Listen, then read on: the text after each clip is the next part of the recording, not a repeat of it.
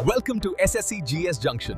Here you will find the easiest methods, high quality notes, shortcut tricks and daily current affairs. नमस्कार।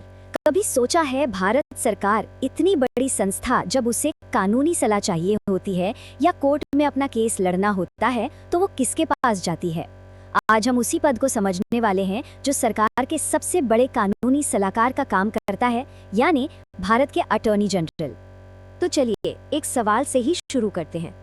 जरा सोचिए, अगर किसी case में सीधे सीधे भारत सरकार को ही कटघरे में खड़ा होना पड़ जाए तो उनका पक्ष कौन रखेगा? कौन होगा सरकार का वो सबसे बड़ा वकील? और इसका जवाब है भारत के अटॉर्नी जनरल। जी हाँ, हमारे संविधान का आर्टिकल 76 उन्हें भारत सरकार का चीफ लीगल एडवाइजर और देश का सबसे बड़ा लॉ ऑफिसर बताता है। तो यही वो पद है जो सरकार के लिए कोर्ट में खड़ा होता है। तो सवाल ये उठता है कि देश की इस सबसे बड़ी कानूनी नौकरी तक कोई पहुंचता कैसे है?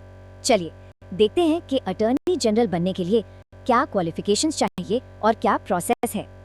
देखिए, अटॉर्नी जनरल को अपॉइंट करते हैं सीधे भारत के राष्ट्रपति और ये पावर उन्हें मिलती है संविधान के आर्टिकल 76 क्लॉज 1 से। इस पद के लिए जो क्वालिफिकेशंस हैं वो बहुत स्ट्रिक्ट हैं। दरअसल ये वही योग्यताएं हैं जो सुप्रीम कोर्ट का जज बनने के लिए चाहिए होती हैं। मतलब उस व्यक्ति को या तो 5 साल तक हाई कोर्ट का जज होना चाहिए या फिर 10 साल तक हाई कोर्ट का वकील। और एक और रास्ता है कि वो राष्ट्रपति की नजर में एक बहुत ही काबिल ज्यूरिस्ट यानी कानून का ज्ञाता हो। संविधान में एक लाइन है, they hold office during the pleasure of the president. ये लाइन इस पद की एक बहुत ही अनोखी बात बताती है। इसका मतलब ये है कि अटॉर्नी जनरल का कोई फिक्स्ड कार्यकाल, कोई टर्म नहीं होता।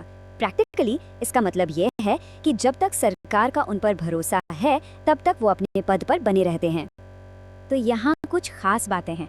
पहली, उनका कार्यकाल फिक्स नहीं होता।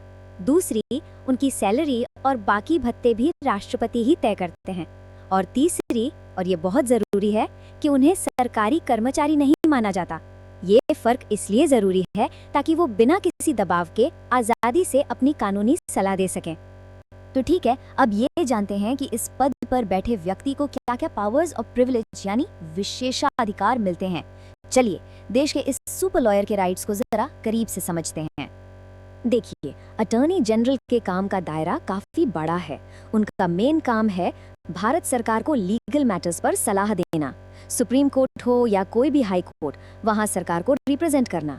और इसके अलावा राष्ट्रपति अगर उन्हें कोई और कानूनी काम सौंपते हैं तो उसे भी पूरा करना। इससे ऐसे समझिए, जब भी भारत सरकार किसी भी कोर्ट में एक पार्टी होती है तो उनकी तरफ से बहस करने वाले पहले और सबसे मुख्य वकील अटॉर्नी जनरल ही होते हैं। अब आते हैं एक बहुत ही इंटरेस्टिंग प्रिविलेज पर।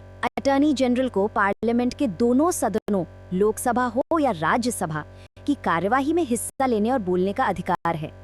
लेकिन यहाँ एक बहुत जरूरी लिमिटेशन है। वो पार्लियामेंट में बोल सकते हैं, अपनी राय दे सकते हैं, लेकिन किसी भी बिल पर वोट नहीं कर सकते। और ऐसा क्यों? क्योंकि वो एक चुने हुए सदस्य यानी एमपी नहीं होते। तो जैसा कि होता है, हर बड़ी पावर के साथ कुछ लिमिटेशंस भी आती हैं। तो चलिए अब इस रोल पर जो पाबंदियां हैं उनको समझते हैं। इससे हमें एक बैलेंस्ड व्यू मिलेगा। अटॉर्नी जनरल पर कुछ बहुत ही सख्त पाबंदियां लगाई गई हैं ताकि कोई कॉन्फ्लिक्ट ऑफ इंटरेस्ट ना हो। जैसे वो सरकार के खिलाफ कोई सलाह नहीं दे सकते, ना ही कोई केस लड़ सकते हैं। और तो और सरकार की परमिशन के बिना वो किसी क्रिमिनल केस में किसी आरोपी को डिफेंड भी नहीं कर सकते। मतलब उनका पूरा फोकस सिर्फ और सिर्फ सरकारी मामलों पर ही होना चाहिए। एक और जरूरी बात, अटॉर्नी जनरल जो हैं वो सेंट्रल कैबिनेट के मेंबर नहीं होते हैं, वो कोई मंत्री नहीं है। लेकिन हाँ, जब भी जरूरत पड़ती है तो उन्हें कानूनी सलाह के लिए कैबिनेट की मीटिंग्स में इनवाइट किया जा सकता है। चलिए अब आखिर में इस पद के हिस्टोरिकल इंपॉर्टेंस और इसे याद रखने की एक आसान सी ट्रिक पर भी नजर डाल लेते हैं। हिस्ट्री जानना हमेशा अच्छा होता है ना? तो भारत के जो पहले अटॉर्नी जनरल थे वो थे एमसी सीतलवाड़ और उन्होंने सबसे लंबे समय तक 1950 से लेकर 1963 तक इस पद पर काम किया। तो इस पूरे पद की जो बुनियाद है वो है संविधान का आर्टिकल 76 और इस इम्पोर्टेंट आर्टिकल को याद रखने के लिए कुछ मजेदार ट्रिक्स हैं। पहली ट्रिक, 76 के 7 को जोड़िए कोर्ट्स से और 6 को जोड़िए एडवाइस यानी सलाह से। आखिर उनका मेन काम कोर्ट में सरकार को रिप्रेजेंट करना और कानूनी सलाह देना ही तो है। सिंपल। या फिर ये वाली ट्रिक देखिए, 7 को S मान लीजिए और 6 को L। क्या बना? SL यानी सीनियर लॉयर। है ना बढ़िया? ये अटॉर्नी जनरल के रोल को एकदम परफेक्टली बताता है।